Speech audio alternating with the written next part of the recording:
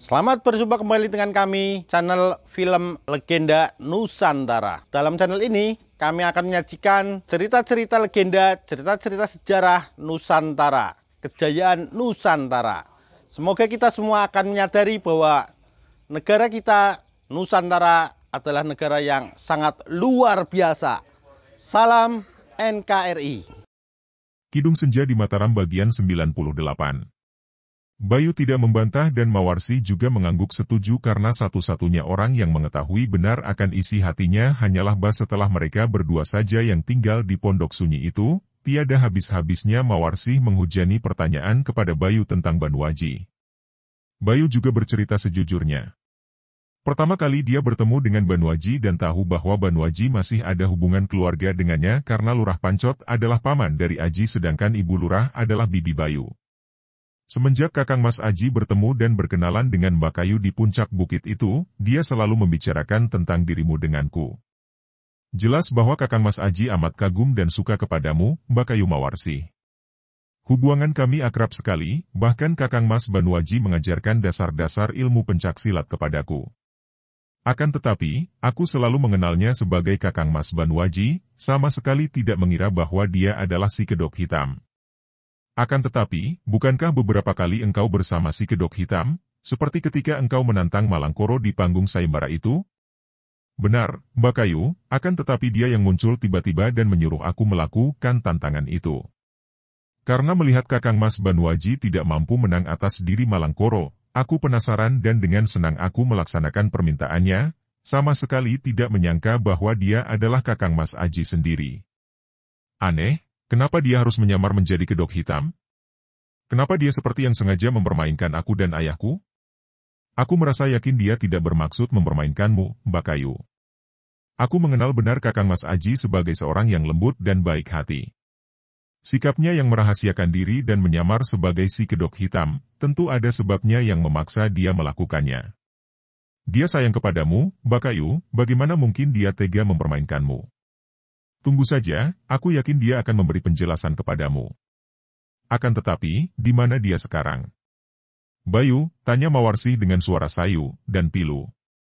Maaf, Mbak Kayu. Aku sendiri pun tidak tahu dan tidak dapat menduga di mana. Bukankah Gusti Pangeran Rangsang mengajaknya menghadap Gusti Prabu ke istana? Sebaiknya kalau Mbak Kayu menunggu di sini, karena kalau aku tidak salah perhitungan, Kakang Mas Aji pasti akan datang ke sini mencari Mbak Kayu. Benarkah itu, Bayu? Suara Mawarsi lirih penuh harap-harap cemas. Menanti memang merupakan pekerjaan yang paling berat.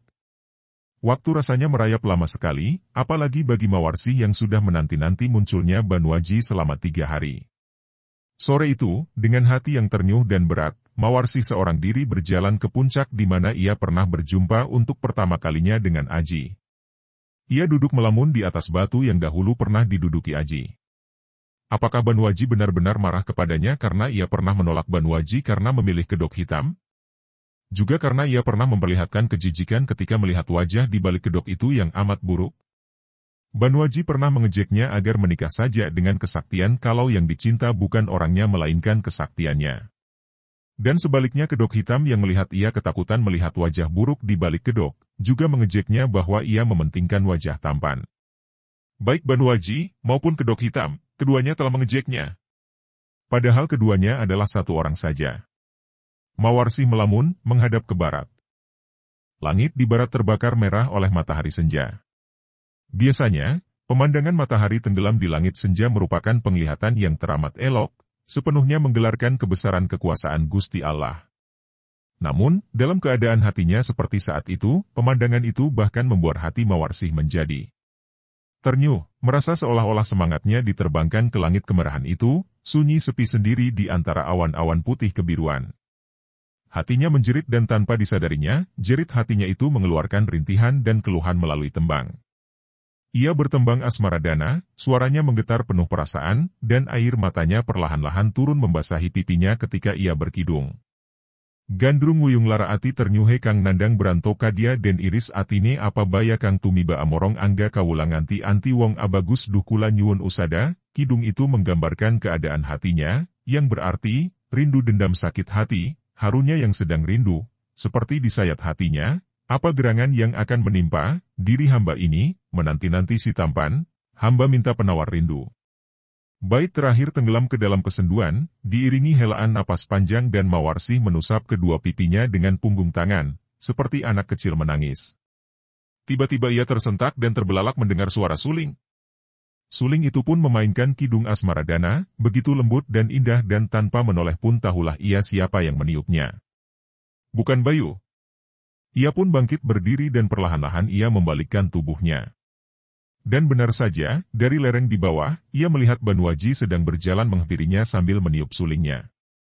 Rasa rindu yang menyesak dada, membuat Mawarsi tidak lagi mengenal rikuh dan malu. Ia berlari menyambut pemuda itu sambil menangis. Aji juga berlari menyambut sambil mengembangkan kedua lengannya.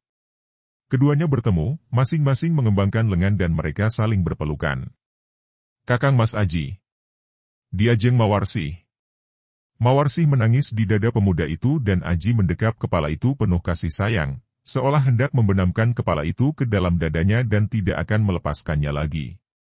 Mawarsi menangis, mengguguk seperti anak kecil, air matanya membasahi baju dan menembus ke dada Banuaji, terasa oleh pemuda itu seperti siraman embun pagi pada akar-akar di hatinya yang sudah lama mendambakan siraman kasih.